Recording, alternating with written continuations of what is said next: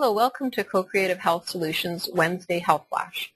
Today we're going to talk about how a little bit of iodine can make a big difference to your health. With the threat of nuclear meltdown in Japan and the scare of radiation poisoning, the world seems to be obsessed with iodine. It's sold out in many stores and people are scrambling to get their hands on it. When it comes to protecting yourself, taking extra iodine at this time is a good idea to prevent thyroid cancer. It does not, however, protect us against other radiation damage. At the end of this presentation, I will give some other tips that can help if we do face the worst case scenario, but let's hope that doesn't happen. The interesting thing is that it's taken these terrible circumstances for many people to realize the importance of iodine. Even now, people are seeing it as a protection, but they do not really understand all of the roles it plays.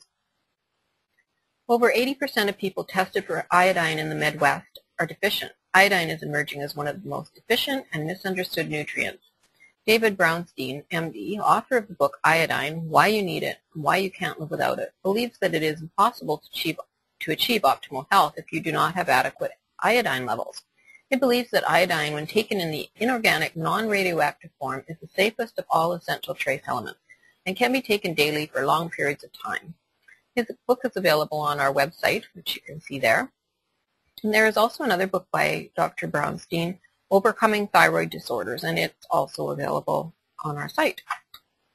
Iodine is found in each of the cells in the body, and without it, life is not possible. It is responsible for the production of all the hormones of the body. Adequate levels are necessary for proper immune function, as well as warding off bacteria, parasites, viruses, and cancer. It alkalizes pH, and it is well known that an acidic chemistry is a major factor in many diseases. Iodine has been used in treatment with the following conditions: ADD, arthrosclerosis, fibrocystic breast disease, and breast cancer, excess mucus production, fatigue, hemorrhoids, headaches, hypertension, liver diseases, ovarian disease, prostate disorders, and thyroid disorders, of course. In the body, the highest concentration of iodine is found in the thyroid. The next highest concentration is in the ovaries, and iodine is found in breast tissue, but iodine is present in every cell of the body and is required for healthy cellular metabolism.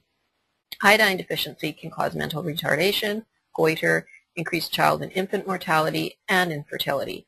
In fact, iodine deficiency disorder is the most common preventable form of mental retardation known. Iodine is found in seawater, ocean fish, and especially seaweed. It is added back into commercial salt since bleaching depletes it of iodine and other minerals. Sea salt is available that has not been bleached and therefore still contains naturally occurring iodine.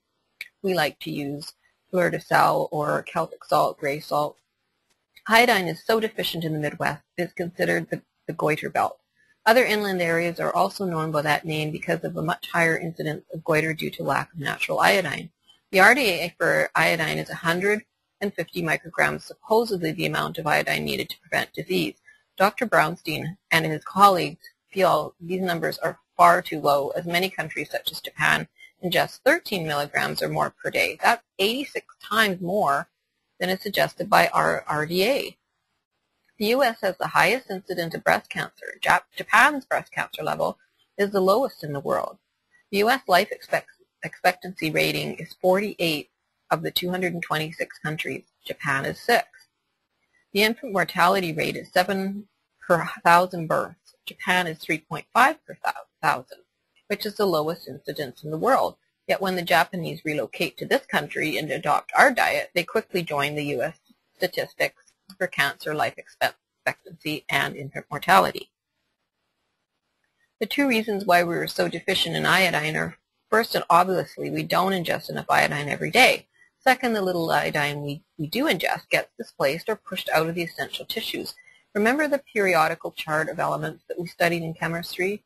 You may recall a highly reactive group called the halogens on the right side of the chart. As you know, the elements at the top of the column displace the elements below. Reading from top to bottom in the halogen family, we have fluorine, chlorine, bromine, and iodine. Fluorine is a known carcinogen and is present in our drinking water and in many of our drugs such as Cipro, Lipitor, Prozac, Paxil, and Effexor. Chlorine is also found in our drinking water and in many drugs such as Zoloft and Wellbutrin. Chlorine is considered a neurotoxin and is used as a pesticide. It is a major ingredient in the new miracle sweetener Splenda. Most people are not aware that bromine, another iodine displacer, is a major player in our diet. Before the 80s, iodine was used as an anti-caking agent in bread and other baked products. Some researchers felt that iodine could cause problems with the thyroid gland, so in the 80s it was replaced with bromine. Bromine interferes with iodide uptake and utilization in the thyroid gland. Bromine is a toxic element and is considered a chemical that causes goiters. Bromine is in new cars. Take a look at that. It's in the plastics, in the materials. Chlorine, bromine. Wow. The substitution has been in large part responsible for the declining iodine levels in the U.S. So the point of the halogen illustration is this. Fluorine, chlorine, and bromine all displace iodine.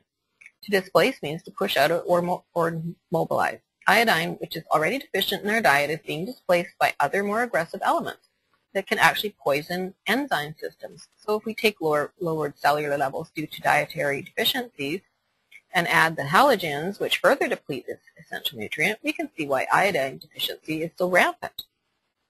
So as I stated earlier, iodine is found in each of the cells in the body. Without it, life is not possible. It is responsible for the production of all the hormones of the body, so a little iodine can make a big difference. And Biotics Research supplies us with liquid iodine port, which is a perfect everyday supplementation. If you'd like to get some, you can email us at cchs@shaw.ca or call us to order at 778-788-4325. And here's some supplemental support that is recommended. They'll be also in the transcripts that will be attached to this email and or posting on our website. And if there is a threat of radiation and you do want to do something more, we recommend these. These also will be on those attachments. So please contact us if you'd like more information. Thank you and for attending.